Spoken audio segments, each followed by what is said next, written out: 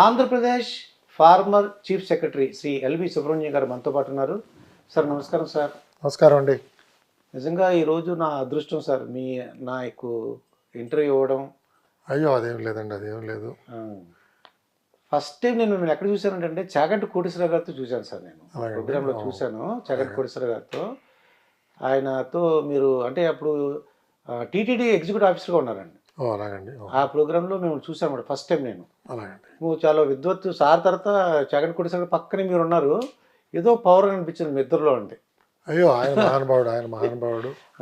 ఆయనతో పోలిక మనకి ఎలా వస్తుంది, కానీ ఆయన దగ్గర చాలా విషయాలు నేర్చుకున్నాను నేను. ఆయనతో సంపర్కం ఉన్నది నాకు చాలా అనేక విషయాలకి దోహదపడింది. మంచి స్ఫూర్తినిస్తారు ఆయన. చాలా మంచి అంటే ఎందుకంటే నాది కూడా కాకినాడ అండి. అలాగే కాకినాడ. మేము మా స్కూల్ కూడా ఆయన ఇన్వైట్ చేసాను ఒకసారి. అలాగండి. ఓకే. అందుకు మిమ్మల్ని బాగా జ్ఞాపకం పెట్టినాం సార్. అలాగా, సంతోషం. ఆయన ఉన్న గొప్పతనం ఏంటో సార్, మీరు ఏం నేర్చుకున్నారు ఆయన దగ్గర? ఒకటండి, ఒక సామాజిక స్పృహ, దేశభక్తి. తర్వాత మనం జీవించేది మన సంతృప్తి కోసం అనే ఒక విషయం మనం ఆయన జీవితంలో మనకు కనిపిస్తుందండి. ఇతరుల్ని సంతృప్తి పరచడానికి కాదు, మనం సంతృప్తిగా ఉండాలి. మనం సంతృప్తిగా ఉండడం నేర్చుకోగలిగితే మన సంపర్కం కూడా అలాగే పెరుగుతుంది. మనకి సమాజంలో సేవ చేసే అవకాశం లభిస్తుంది. ఇలాంటి కొన్ని మంచి విషయాలు నాకు ఆయన ద్వారా కూడా నేర్చుకోగలిగానండి. అయితే మీరు 9 మంది చీఫ్ మినిస్టర్ దగ్గర వర్క్ చేసినట్టు తెలిసిందండి నాకు. అయ్యా, కోట్ల విజయభాస్కర్ రెడ్డి గారి దగ్గర నుంచి జగన్మోహన్ రెడ్డి వరకు. అవునండి. ఒక్కొక్కడు ఒక స్టైల్ అండి. అవునండి, అవును, అంతే కదా, అంతే కదా. మీకు ఈ సర్వీస్లో ఉన్నప్పుడు అంటే ఆనందం కలిగిన రోజులు ఏమైనా ఉన్నాయా సార్? చాలా ఉన్నాయి. అంటే ఒకటి, నేను ప్రారంభంలో నల్గొండ జిల్లాలో శిక్షణ పొందాను. ఓకే. దాని తర్వాత సబ్ కలెక్టర్గా వరంగల్ జిల్లాలో పనిచేశాను. వరంగల్లో కూడా మళ్ళీ ముందు పరకాల్లో చేశాను. తర్వాత ములుక్కి సబ్ డివిజన్ హెడ్ క్వార్టర్స్ మార్చాను నేను. అక్కడ చేశాను కొన్నాళ్ళు. పార్వతీపురంలో ఐటీడీఏలో పనిచేశాను. గుంటూరు జిల్లా జాయింట్ కలెక్టర్ చేశాను. తర్వాత మహబూబ్ నగర్ జిల్లాలో కలెక్టర్గా చేశాను. Tirumala Tirupati Devasthanam, Hyderabad metro water board, తర్వాత స్టేట్ హౌసింగ్ కార్పొరేషను, ఇలా మెడికల్ డిపార్ట్మెంట్లో 2 పర్యాయాలు, తర్వాత infrastructure investment department, AP IIC, INCAP, ఇలా అనేక ఉద్యోగాలు చేశాను. నాకు బాగా సంతృప్తి ఇచ్చినవి 2 ప్రదేశాలని చెప్పుకోవచ్చు. ఒకటి పార్వతీపురంలో గిరిజనులతో పనిచేసిన 3 సంవత్సరాలు. తర్వాత స్వామివారి సన్నిధిలో 2 సంవత్సరాలు టీటీడీలో చేయడం. అలాగే మహబూబ్ నగర్ జిల్లా నా అనుభవాలకి అది చాలా చాలా ఆనందాన్ని ఇచ్చిన సమయం. చాలా మంచి ప్రజలు, ఎంతో నాకు వాళ్ళు ఆదరణ చూపించారు. ఇవన్నీ కూడా చాలా ఎంజాయ్ చేసిన ఉద్యోగాలండి. అయితే తిరుమల తిరుపతి దేవస్థానం యొక్క ఎగ్జిక్యూటివ్ ఆఫీసర్గా ఉన్నారు మీరు. అవునండి. అంటే అది ఎలా వచ్చింది సార్? ఛాన్స్ ఏమైనా, అవకాశం, రికమెండేషన్ అలాంటివి ఉంటాయంటారా? అంటే మేమందరం కూడా సర్వీసులో నమ్మేది స్వామివారి అనుగ్రహం ఉంటేనే అలాంటి పోస్ట్ వస్తుందండి. నా పేరు ముందు అసలు టీటీడీకి పరిశీలనలోకి వెళ్ళింది 92-93 సంవత్సరంలో మొదటిసారి పరిశీలనకు వెళ్ళింది. కానీ నాకు టీటీడీలో పోస్టింగ్ వచ్చింది 2011కి. ఓకే. అంటే 18 సంవత్సరాలు నేను ఎదురు చూడవలసి వచ్చింది, నిరీక్షణలో గడిపాను. కాబట్టి మనకి ఎప్పుడు ప్రాప్తం ఉందో, అది వ్యక్తిగతంగా కూడా కాదండి, ఒక వ్యక్తి తను చేసిన పుణ్యంతో తిరుమల తిరుపతి దేవస్థానానికి వెళతాడని నేను భావించను. మా గోత్రీకులందరూ కూడా చేసిన పుణ్యం, అది వాళ్ళు చేసిన ఘనకార్యాల వల్ల నాకు అవకాశం వచ్చిందని చెప్పి నేను భావిస్తానండి. తిరుమల తిరుపతికి ఇంకెప్పుడు రాను నేను, దేవుడికి మొక్కు, ఇంకా నేను రాను, ఇంత కష్టాలా, ఇంత దారుణమా, ఇన్ని లైన్లా అని చెప్పేసి బాధపడి నేను ఇంకెప్పుడు రాను అనుకున్నానండి. తర్వాత నాకు లాటరీలో అది తోమాల సేవ వచ్చిందండి. దాంతో అర్చన, సుప్రభాత సేవ, తర్వాత అష్టదళ పాత పద్మారాధన, అభిషేకం కూడా వచ్చిందండి. ఆ అభిషేకం రోజున ఒకరోజు 2 సార్లు వచ్చిందండి. ఒకసారేమో ఈఓ గారు వచ్చారు, ఇంకోసారి ఏమో చైర్మన్ గారు వచ్చారండి. ఆహా. ఏంటని అడిగానండి. ఉమ్. అడిగితే అప్పుడు చెప్పారన్నమాట, ఒకసారి ఈఓ గారు వస్తారని ఒక వారం, ఇంకో వారం ఏమో ఈ చైర్మన్ గారు వస్తారని అన్నారు. ఉమ్. అయితే మా గురువు గారు ఎల్వి సుబ్రహ్మణ్యం గారు ప్రతి వారం అంటే 15 రోజులసారి ఛాన్స్ వచ్చి ఉంటుంది ఉమ్. అభిషేకం అన్నాను. అవునండి, అవును. ఇదంతా ఎందుకు చెప్తున్నానంటే సార్, రీసెంట్గా ఒక చిరుతో దాడి చేసింది సార్ ఒక అమ్మాయి మీద. అవునండి, అవును, విన్నాను. ఆ, చాలా దారుణం. అంటే ఎందుకు అలా జరిగింది, వాళ్ళ సామాన్య ప్రజలు అనుకునేవారంటే ఈ సైడ్ ఫెన్సింగ్ వేసేయచ్చు కదా, ఈ సైడ్ ఫెన్సింగ్ వేసి డబ్బులు, తిరుపతిలో బోల్ డబ్బులు ఉంటాయి, అవునండి, ఫెన్సింగ్ ఎంత ఖర్చు అవుతుంది, ఎందుకు ఇలా చేస్తున్నారు అని ఒక ప్రశ్న అవును, అన్నమాట. అవును. అంటే ఇక్కడ డబ్బుతో ప్రశ్న కాదండి. ఇప్పుడు ఫెన్సింగ్ వేయటం అనేది పెద్ద సమస్య కాదు. మనం అర్థం చేసుకోవాల్సిన మౌలికమైన అంశం ఏమిటంటే ఉమ్, తిరుమల కొండలన్నీ కూడా అభయారణ్యం కింద నోటిఫై అయిపోయినాయి. కాబట్టి ఫారెస్ట్ ఏరియా. ఫారెస్ట్ ఏరియా అది రిజర్వ్ ఫారెస్ట్ ఏరియా. అందులో అది కన్జర్వేషన్ జోను. చాలా చాలా నిబంధనలు అక్కడ వర్తిస్తాయి. నాకు ఆ నిబంధనలతో ఎలా పరిచయం అయిందంటే, నేను పసుపుధార కనకధార నుంచి నేను పైప్ లైన్స్ వేయాల్సి వచ్చింది ఎడిషనల్ వాటర్ కోసం. ఓకే. ఆ నీళ్లు తీసుకొచ్చి తిరుమల వాటర్ సప్లై కోసం ఏర్పాటు చేసినప్పుడు నాకు పర్మిషన్ ఇవ్వలేదండి. నేను చాలా కష్టపడాల్సి వచ్చింది ఫారెస్ట్ డిపార్ట్మెంట్ వాళ్ళు పర్మిషన్లు ఇవ్వడానికి. ఎందుకంటే ఇది అభయారణ్యము, సెంట్రల్ గవర్నమెంట్ అన్నమాట. సెంట్రల్ గవర్నమెంట్ అండి. మీరు పైప్ లైన్లు వేస్తే మళ్ళీ జంతువులకు అవి అడ్డుగా ఉంటాయి, జంతువులు ఆ పైపులు తగిలి కింద పడిపోతాయి, జంతువులకి హాని జరుగుతుంది అని ఆ రోజుల్లో వాళ్ళు చెప్పారండి. కాబట్టి ఆ నిబంధనలు కొంచెం వాళ్ళు చాలా స్ట్రిక్ట్గా అమలు చేస్తారు. సో ఒకవేళ మనం కేజు కట్టామనుకోండి, రెండు పక్కల మనం ఫెన్స్ వేయాలి అవునండి, నడకదారికి. అవునండి. వేసినప్పుడు ఒకవేళ ప్రమాదవశాత్తు ఏదైనా ఒక మృగం లోపలికి వచ్చింది అనుకోండి, అదో పెద్ద ప్రమాదం అయిపోతుంది. ఒకటి. రెండు, అసలు అక్కడ మృగాలు సంచారం చేయడానికి మనం అవకాశం కలిగించాలి. కాబట్టి నడకదారి పైనుంచి కొన్ని బ్రిడ్జిలు కట్టడము, అలాంటి ఏర్పాట్లు ఏవో చేయాలి. ఇలాంటివన్నీ కూడా ఫారెస్ట్ డిపార్ట్మెంట్ వాళ్ళకి మంచి అనుభవం ఉన్నది, వాళ్ళు చెప్తారు.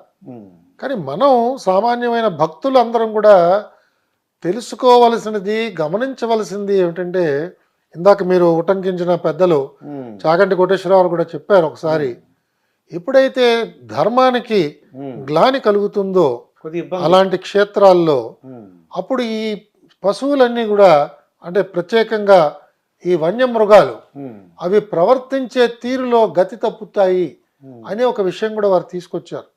కాబట్టి అక్కడ ధర్మ పరిపాలన జరగట్లేదు, అక్కడ ఏవో కొన్ని లోపాలు దొరుకుతున్నాయి అనే ఒక అనుమానం భక్తులకు కలగడం సహజం.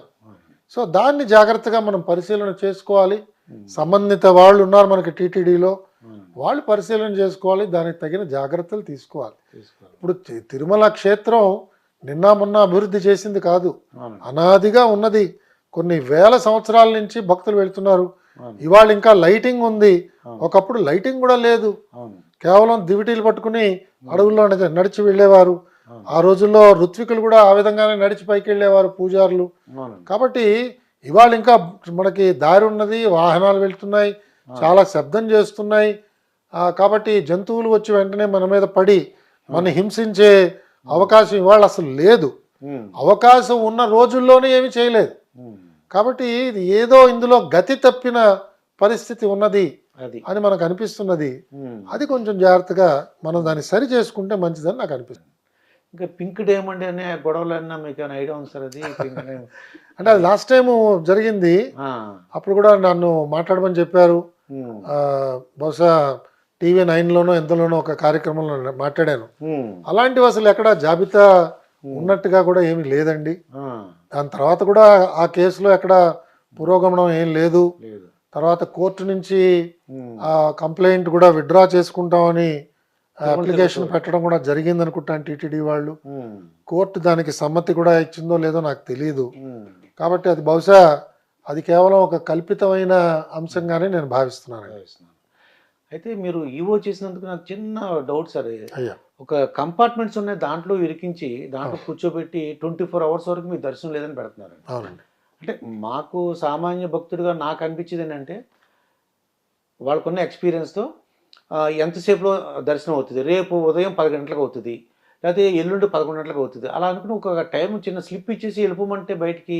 తిరుమల తిరుపతి దేవస్థానంలో వాళ్ళు ప్రతి కంపార్ట్మెంట్కి కూడా చెప్తారు ఏ సమయానికి దర్శనం అవుతుంది సుమారుగా చెప్తారు. నేను ఇన్ఫ్యాక్ట్ నేనే సర్వదర్శనానికి వెళ్ళానండి. నేను సామాన్య సర్వదర్శనానికి గత సంవత్సరం అక్టోబర్లోనే ఎప్పుడో వెళ్ళాను. వెళ్ళినప్పుడు నాకు 19 గంటలు పట్టిందండి. ఓకే. నేను వెళ్ళానండి. వెళ్ళి సామాన్య భక్తులాగా వెళ్ళాను. నాకు అత్యద్భుతమైన దర్శనం జరిగింది. చాలా ఆనందం కలిగింది. పొద్దున్న 7:15కి నేను ఇంకో మిత్రుడు కలిసి వెళ్ళాం. మా ఇద్దరికి ఏదో ఒక రకమైన ముక్క అనండి, ఒక నమ్మకం అనండి, అది చెల్లించుకోవడానికి ఇద్దరం కూడా వెళ్ళాం. పొద్దున్న 7:15కి క్యూకి వెళ్ళిన వాళ్ళం రాత్రి 12:30కి దర్శనం అయిందండి. చాలా సంతృప్తినిచ్చింది. అలాగే తిరుమల తిరుపతి దేవస్థానం వాళ్ళు చాలా మంచి జాగ్రత్తలు తీసుకుంటున్నారు. భోజన సౌకర్యం కానీ, పాలు కానీ, టీ కానీ అందరికీ కూడా విరివిగా ఇస్తున్నారు. కొంత పరిశుభ్రత కొంత తక్కువైందని నాకు భావం కలిగింది. లేకపోతే ఏర్పాట్లన్నీ బాగా ఉన్నాయి. కొంత టాయిలెట్స్ ఇంప్రూవ్మెంట్ చేయొచ్చు, మెయింటెనెన్స్, తర్వాత కొంత క్లీన్లీనెస్ కొంత ఇంప్రూవ్ చేస్తే ఇంకా చాలా చక్కని సౌకర్యం కలుగుతుంది. నేను ప్రతి భక్తుడిని కూడా సంవత్సరానికి ఒకసారి సర్వదర్శనంలో దర్శనానికి వెళ్తే చాలా బాగుంటుంది, మీకు చక్కని అనుభవం మిగులుతుంది, మీకు ఆ సమయంలో మీరు ఏకాంతంలో గడిపే అవకాశం ఉంటుంది. ఎందుకంటే సెల్ ఫోన్ ఉండదు, ఎవరు మీతో మాట్లాడే ఇబ్బంది లేదు. మీరు ఏదైనా చిన్న పుస్తకాలు కానీ, నామ సంకీర్తనం కానీ మనస్సులో చెప్పుకుంటూ చాలా చక్కగా ఒక ఆధ్యాత్మికమైన గొప్ప అనుభూతి పొందే అవకాశం ఉంటుందండి. కాబట్టి వాళ్ళు ఏర్పాట్లు చేస్తున్నారు. బహుశా మనకి దేశంలో ఎక్కడా లేని విధంగా భక్తులకి సౌకర్యాలు చేస్తున్నారు.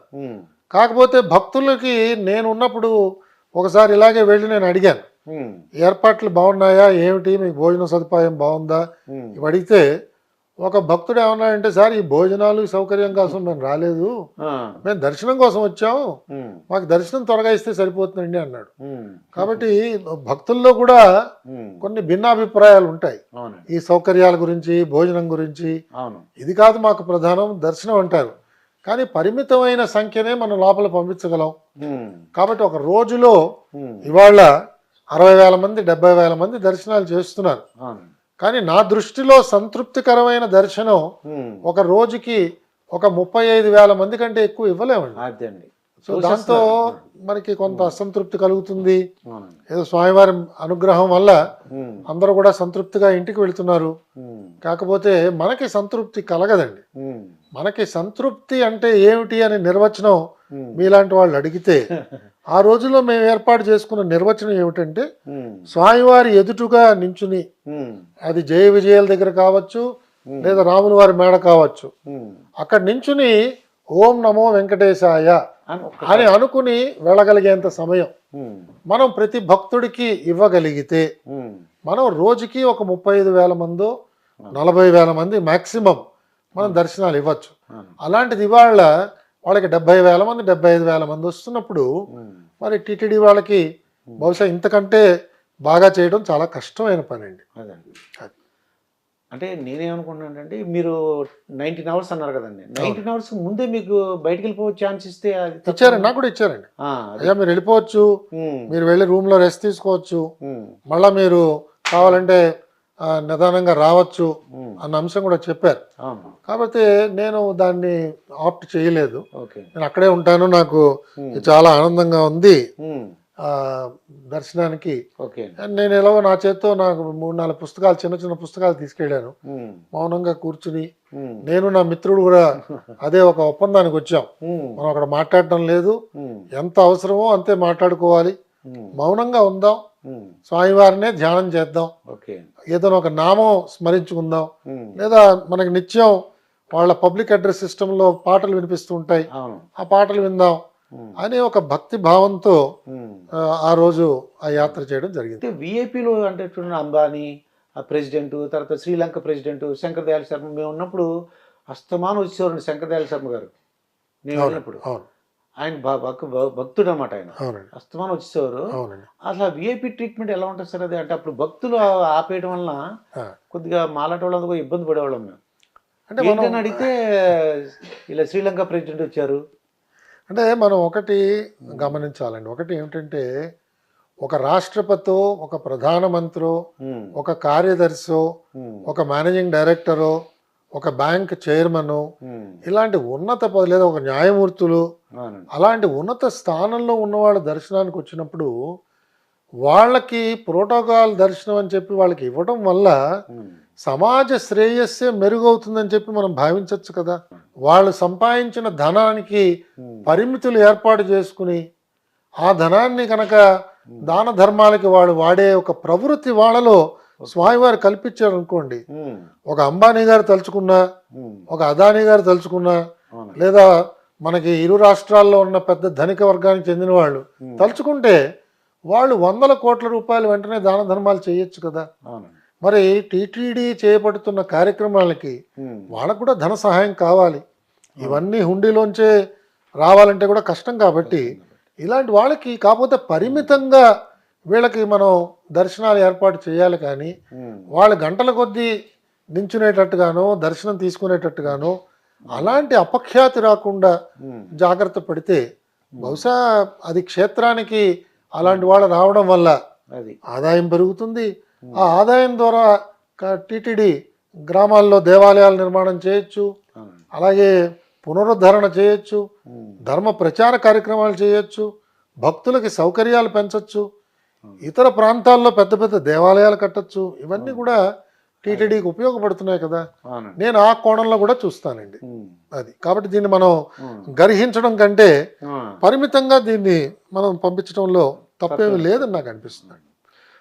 అయితే సార్ ఇప్పుడు మీరు రిటైర్డ్ అయ్యారు, ఎలా డైలీ రొటీన్ ఎలా ఉందండి ఇప్పుడు? అంటే రోజు దినచర్య అంటాం కదా, అవునండి, అది ఎలాగా ఉందండి? అంటే ఇప్పుడు రిటైర్ అయ్యాను కానీ నాకు ఇవాళ నిజంగానే యాక్టివిటీస్ చాలా పెరిగాయండి. ఎందుకంటే నేను అనేక సాంస్కృతిక కార్యక్రమాలకు వెళుతుంటాను. ధార్మిక సంస్థలతో నాకు సంబంధం ఉన్నది. వాళ్ళు చేసే కార్యక్రమాల్లో పాలు పంచుకుంటాను. వాళ్ళ ట్రస్ట్లో నేను సభ్యుణ్ణి. మా గురువు గారు నెలకొల్పిన సద్గురు శివానందమూర్తి గారు ప్రాతస్మరణీయులు, వారు నెలకొల్పిన సనాతన ధర్మ చారిటబుల్ ట్రస్ట్, అందులో ఒక ట్రస్టీని. అలాగే జిల్లెలమూడి అమ్మ సంస్థ వాళ్ళు ఏర్పాటు చేసుకున్న సంస్థలో ట్రస్ట్లో నేను ఒక సభ్యుణ్ణి. అంతేకాకుండా ఈ ట్విన్ సిటీస్లో సత్యసాయి సేవా యాక్టివిటీస్ జరిపిస్తున్న ప్రశాంతి సొసైటీలో ఒక సభ్యుణ్ణి. ఈ కార్యక్రమాలు విరివిగా వెళ్తుంటానండి. అంతేకాకుండా యజ్ఞాలు, హోమాలు ఇవి ఎక్కడ జరిగినా కూడా అనేక మంది అభిమానంతో ఆహ్వానిస్తూ ఉంటారు. నాకు అవకాశం ఉన్న చోటల్లా వెళుతూ ఉంటాను. క్షేత్రాలకు వెళ్ళడం జరుగుతూ ఉంటుంది. అలాగే నాకు తెలుగు సాహిత్యం మీద చాలా గొప్ప ప్రేమ, అభిలాష ఉన్నది. సో పుస్తక పఠనం, మా ఇంట్లో చక్కగా అందరూ బహుకరించిన అనేక గ్రంథాలు ఉన్నాయి, అవి చదువుతూ ఉంటాను. అలాగే కొత్తగా వస్తున్న రచనలు వాళ్ళు ముందు మాట రాయమని చెప్పి కొంతమంది కోరుతూ ఉంటారు. సో నాకు తోచిన నా సామర్థ్యం కొద్దీ వాళ్ళకి ముందు మాట రాయడం కానీ, అలాగే సాంస్కృతిక కార్యక్రమాల్లో ప్రత్యేకంగా కర్ణాటక సంగీతం అంటే నాకు చాలా అభిమానం. కర్ణాటక సంగీత కచేరీలకు వెళుతుంటాను. ఆ కచేరీల్లో జరుగుతున్న కొన్ని సంభాషణలతో ఆ విషయాలన్నీ నేర్చుకోవడానికి ప్రయత్నం చేస్తూ ఉంటాను. అది సాగరంలాగా ఉంటుంది సంగీతం అన్నది, చాలా విశాలమైనది. సో దాంట్లో కొన్ని విషయాలు, మెళకువలు నేర్చుకోవడానికి ప్రయత్నం చేస్తూ ఉంటాను. సో ఈ విధంగా చూస్తే ఆ సమయం యాక్చువల్గా సరిపోవట్లేదు, ఆ విధంగా గడుపుతున్నానండి. పదవీ విరమణ పొందాను కాబట్టి ఇవన్నీ చూడగలిగే అవకాశం నాకు లభిస్తున్నది. అయితే నేను ఒక ప్రశ్న అడుగుతాను, ఎందుకంటే నా చుట్టాల్లో ఐజే నాయుడు గారు అని ఒక చీఫ్ సెక్రటరీ చేశారు. అవునమ్మో, చాలా. అలాగే గోనెల. అవునండి, అవును. వీళ్ళు మేము వెంటనే కానీ మమ్మల్ని ఎప్పుడు దగ్గర రానివ్వలేదు సార్. వెళ్ళినా కూడా వినరు, మీ మాట ఇలా చూస్తారు అంతేగాని అన్నారు. నాకు ఏమర్థమైందంటే మీరు కూడా సర్వీస్లో ఉన్నప్పుడు చాలా, అంటే మీ రిలేటివ్స్ని కానీ చాలా ఫంక్షన్ మిస్ అయ్యి ఉంటారేమో అనిపిస్తుంది నాకు. అంటే ఇప్పుడు మీరు ఐజే నాయుడు గారి పేరు తీసుకున్నారు. ఆయన మాకు ప్రధాన కార్యదర్శిగా చేశారు చెన్నారెడ్డి గారి సమయంలో. చెన్నారెడ్డి గారితో విభేదించి ఆయన అక్కడికక్కడే లీవ్ పెట్టేసి వెళ్ళిపోయారండి. ఆయన నిబద్ధతకి, నిజాయితీతనానికి ఆయనది పెట్టిందే పేరు. అలాగే ఆర్కేఆర్ గోనెల గారు, ఆయన మాకు చీఫ్ కమిషనర్ ల్యాండ్ అడ్మినిస్ట్రేషన్ చేశారు. విశాఖపట్నం పోర్ట్ ట్రస్ట్ చైర్మన్ గా చేశారు. వారు కూడా అంతేనండి, చాలా చాలా మృదు స్వభావి, కానీ ముక్కుసూటిగా వెళ్ళేవారు, ఎవరిని కూడా ఇబ్బంది పెట్టేవారు కాదు. అలాగే అనవసరమైన సమస్యల్లోకి ఎక్కడా కూడా ఆయన ఉమ్, ఆ, చేయి చూర్చేవారు కాదు. అవునండి.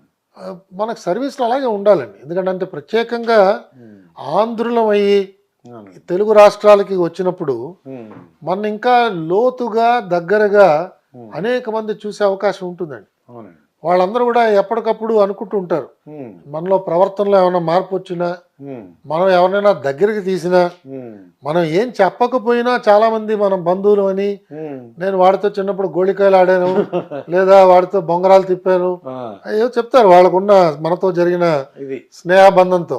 ఉమ్, అది చెప్తేనే చాలామంది కిందనున్న అధికారులు ఉమ్, చాలా ఇంప్రెస్ అవుతారు. అవునండి. అమ్మమ్మ ఈయన మా పెద్ద ఆఫీసర్కి చాలా దగ్గర వాడు ఉమ్, అని వాళ్ళు కూడా ఏమన్నా వీళ్ళకి తెలుసో తెలియకో ఉమ్, వీళ్ళని ఒబ్లైజ్ చేసినా కూడా ఉమ్, అది మనకే ప్రమాదం కదా. అవునండి. కాబట్టి కొంత జాగ్రత్తగా ఉండడంలో అది వివేకవంతమైన ఉమ్, ఒక ఆలోచనే.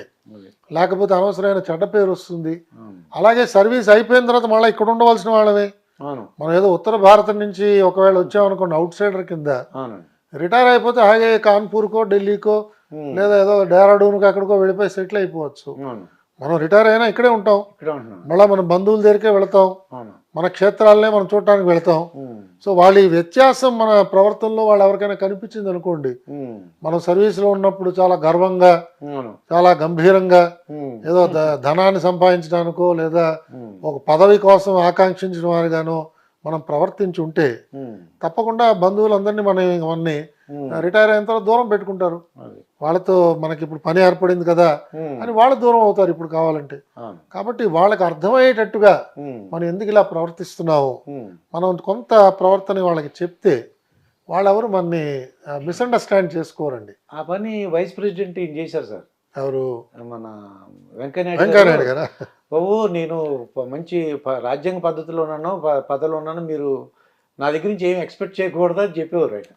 అంటే ఆయనకి చాలా అనుభవం ఉంది కదండి, అపారమైన అనుభవం ఉన్నది. ఉమ్, ఆయనకి పరిచయాలు మరి సుమారుగా 5 ఉమ్, దశాబ్దాల నుంచి ఉంది రాజకీయ జీవనం. ఉమ్, అనేక ప్రాంతాలు తిరిగారు, అనేక పదవులు అలంకరించారు, ఉమ్, కొన్ని వందల వేల ఉపన్యాసాలు ఇచ్చారు. అవునండి. కాబట్టి ఆయన పరిచయాలు ఇంకా చాలా ఎక్కువ. ఓకే. కాబట్టి ఆయన ఆయన ఇంకా జాగ్రత్తగా ఉండాలి. అమ్మ ఎంత టెక్నిక్గా మాట్లాడారు మీరు, నేను రాజ్యాంగ పదవిలో ఉన్నాను అర్థం చేసుకోండి అని అప్పుడు మాట్లాడేవారు. చైర్మన్, రాజ్యసభకు ఆయన చైర్మన్ మరి. ఉమ్,